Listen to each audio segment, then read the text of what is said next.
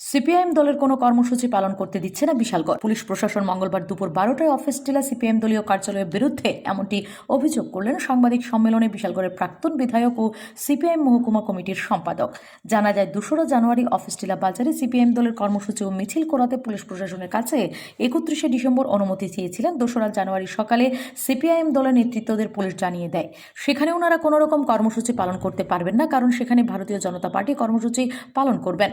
অন্যদিকে সিপিআইএম বিধায়ক সহ মহকুমা কমিটির সম্পাদক পার্থপ্রতিম মজুমদার অভিযোগ করেন, পুলিশের কাছে যখন ওনারা অনুমতি চেয়েছিলেন তার আগেও অন্য দল সেখানে কর্মসূচি পালন করাতে কোনো রকম পুলিশের কাছে আবেদন করেননি।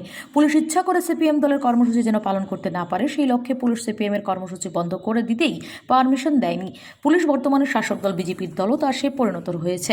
তাছাড়া সিপিএম এর মহকুমা কমিটির সম্পাদক পার্থপ্রতিম জানান, বর্তমান বিজেপি দলে মিশে একাকার হয়ে গেছে সিপিআইএম এলসি মেম্বার থেকে শুরু করে সাধারণ কর্মীরা।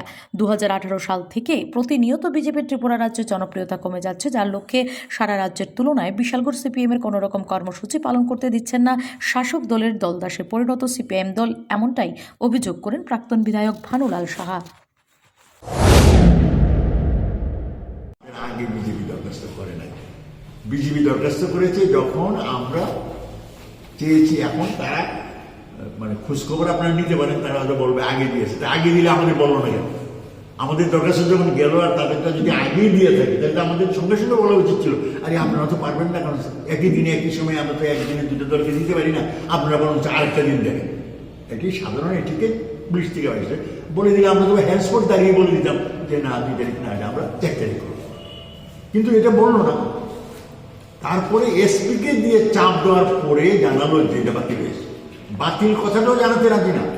তাহলে এই যদি আমরা এটা গুরুত্ব না দিতাম, এসপিকে না জানাইতাম, তারা যখন বাতিল করে না প্রোগ্রাম স্ট্যান্ডস, তাহলে আমাদের লোক আসতো, তাদের লোক আসতো, কি হতো? রিপিটেশন অফ চললাম। আমরা তো অশান্তি চাই না, আমরা শান্তি চাই। কিন্তু পুলিশ অশান্তি তৈরি করার জন্য বিজেপির মধ্যে যে একটা অংশ শুধু অশান্তি করতে চায় তাদের সঙ্গে মদত দিচ্ছে। Bureau report, S Bharat live 24 hours.